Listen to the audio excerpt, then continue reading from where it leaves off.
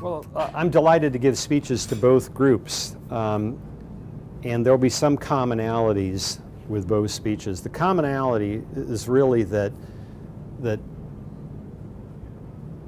we are entering a wave of technology-driven disruption that will be quite stunning.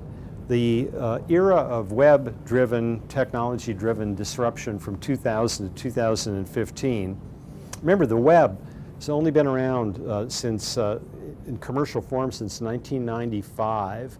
And the first 5 years of the web, to interact with the web, most people did it through a dial-up modem, so it wasn't particularly useful for business, and now it is.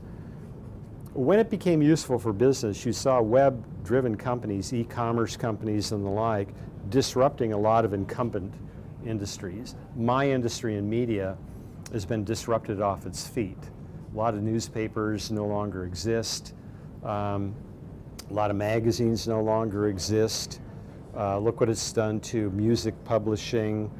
It's put the hurt on retail in many places, Amazon and Alibaba and others.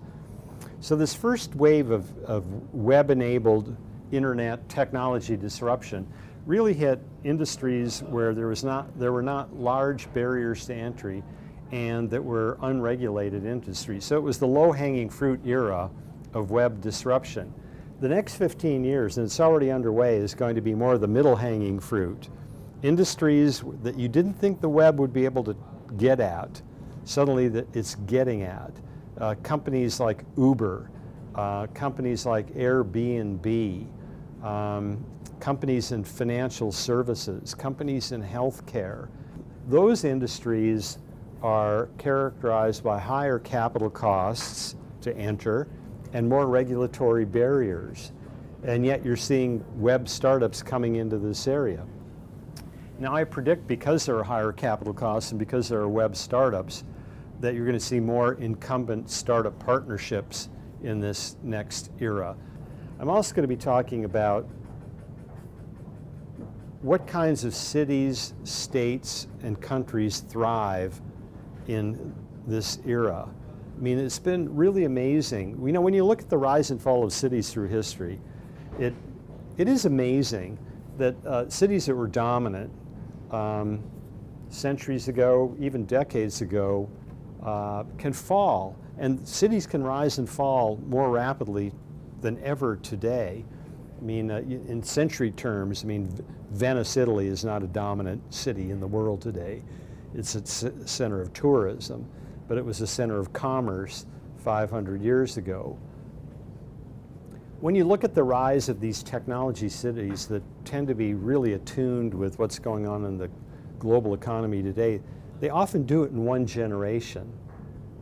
I mean, Silicon Valley went from a valley of orchards, fruit trees, to a technology powerhouse in one generation.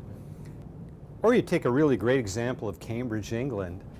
Cambridge has been known for centuries as a great university town, Cambridge University, Trinity College, and so forth, but it's only in recent years that it's emerged as this tech startup hub. It started in the 1980s with a personal computer company called Acorn, but it really took off in the late 1990s and has blossomed today with the spin-off from Acorn, ARM, the semiconductor company that makes microprocessors for smartphones. Apple iPhone uses ARM chips, a phenomenal success. Now, as a result of that, it's this feeling that things can happen here. You know, a lot of communities think, well, that happens in other places. It couldn't really happen here until one success kind of turns it around and people get the idea, well, of course it can happen here. And so now Cambridge is a center for machine learning, for artificial intelligence, has a lot of healthcare projects going on. It's not a big population center. Cambridge's population is about 150,000. It's about 90 minutes to 2 hours by car northeast of London. Doesn't have a hub airport, and yet it's been able to do these phenomenal things. And that's what you see around the world. You know, you look at Singapore's evolution over the last 50 years, has been absolutely phenomenal. So I think we're living in this era where the rise of what I would call high IQ cities around the world, are distinguishing themselves, developing reputations. And getting back to Adelaide and South Australia, when you think about, what a great, well-balanced, first of all, you're coming from a country that hasn't had a recession for 100 straight quarters, which is the amazing thing in the world. You're coming from a country that has this really well-balanced economy and everything from mining to high tech and great financial institutions and so on and so forth. And you think about this emerging era where incumbent big companies who are going to build the cities of tomorrow, the infrastructure of tomorrow, are desperately looking for startup partnerships, knowing they can't do it on their own.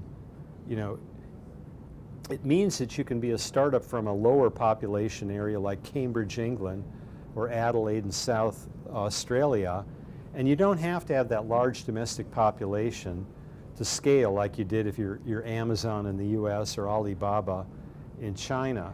Those kinds of platform companies, you almost have to be from a big domestic economy to run the experiment in your own country. And if you're successful in your own country, then taking it global is not that big a lift. But that's not what, that war has been won. The war yet to win is, what are the startups that are going to help these large existing companies help remake everything that needs remaking, from agriculture to mining to transportation?